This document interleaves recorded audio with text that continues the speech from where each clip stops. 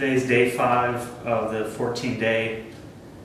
I just got through completing about 3,800 strokes on the stroke drill and got to finally remove the stroke drill stickers off the table, which was a kind of like graduating and moving on to the next step. It was a great relief to be able to start moving on to the next phase of the training.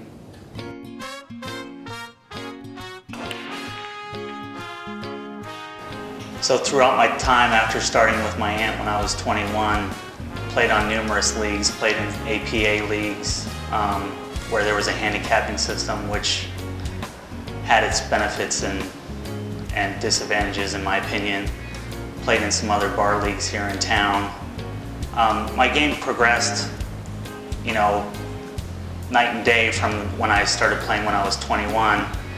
And now 15 years later, I kind of feel like my game is maxed out, as good as it's going to be without looking at some ways to change and fix some of my mistakes that I'm making.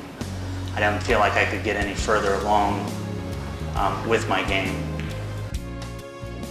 So in this video, Dennis is going to shoot a few racks of 9-ball. After each break, he gets ball in hand, and once he misses, the rack is over and he has to break all over again.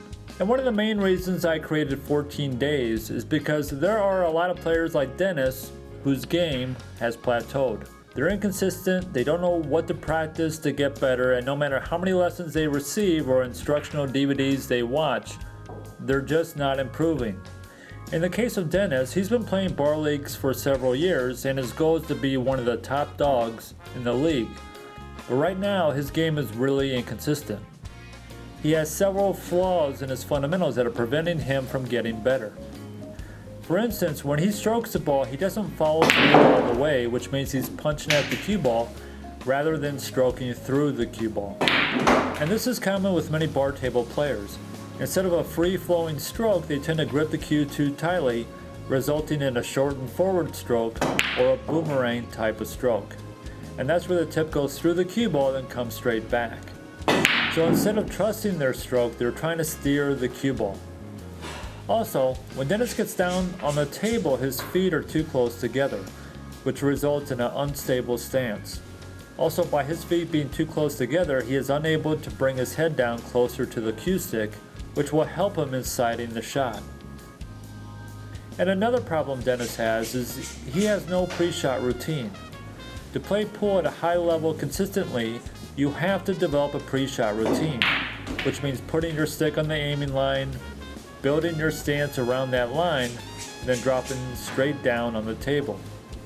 And if you notice when Dennis shoots, he brings the stick down at an angle, instead of bringing the stick down parallel with the table. And to make matters worse, whenever he has to use high English, he'll raise the butt end of his cue stick to strike down on the top of the cue ball, resulting in inconsistent hits. And when you're shooting at an angle, if you're not careful, you can perform a massé type of shot, which will send the cue ball off the aiming path. And also, Dennis has trouble figuring out pattern play in 8-ball and 9-ball. Later on in the training, once we fix his fundamentals, we're going to have Dennis learn pattern play just using center, center low, and center high. He needs to develop an understanding of how the cue ball moves around the table without using English. Then, once he has a firm understanding of how the cue ball moves around the table without using English, he can gradually introduce English back into his game.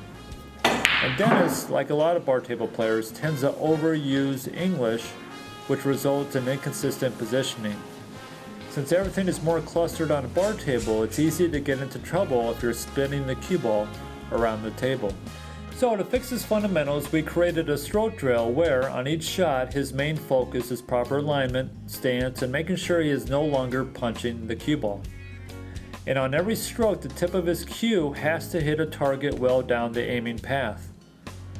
The reason he is shooting just one ball is so all his focus can be on his fundamentals. If he had to pocket a ball during this stroke drill and think about proper fundamentals, it would be mentally exhausting. That's why whenever you're trying to remove flaws from your fundamentals, you have to quit playing pool. And you absolutely have to do a stroke drill over and over. The flaws Dennis has are deeply embedded into his muscle memory. Since he's shot this way tens of thousands of times with these flaws, he now has to shoot the correct way thousands of times over and over and over again until this new stroke becomes part of his muscle memory. So for the next few days, Dennis is going to shoot this stroke drill thousands of times. And in the beginning of the stroke drill, Dennis had trouble following through to the target. His stroke was fighting him on every single shot.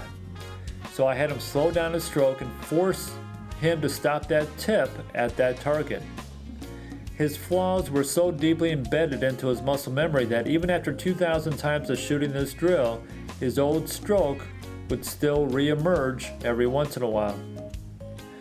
But after several days and 3,800 times, Dennis now has a free-flowing stroke and he's no longer trying to steer or punch the cue ball. But correcting flaws and fundamentals is only part of the battle. Dennis still has a long ways to go. Next, we're going to be working on the 0x ball pocketing drill, and these drills require the person to aim the ball toward the center of the opening, which is extremely important, especially when you get to a table with tight pockets. Also, in this drill, you have to not only pocket the ball, but your cue ball must hit a target. And if you jump up in the shot or your stick raises up, you have to redo the shot. And one problem we ran into with Dennis is that he fell into his old habit of trying to power the cue ball around the table instead of stroking the ball. So we had to train Dennis in how to develop a soft touch, but still get the cue ball where he wants it to go. At first, Dennis struggled trying to stroke the cue ball instead of trying to power the cue ball or punch the cue ball. But after a couple hours and several attempts, a light bulb finally went off in Dennis. He started to figure out that if he just strokes through the cue ball instead of trying to power the cue ball, he can move that cue ball anywhere he wants on the table. And if you look at these shots compared to how Dennis used to play, he looks like a totally different player. So after 6 days of drills, Dennis is well on his way to becoming a strong player, but he still has a lot to learn and a lot of drills ahead of him. So we'll check back with Dennis in a few days and see where he's at. I have no doubt Dennis can be top dog in his league if he keeps going.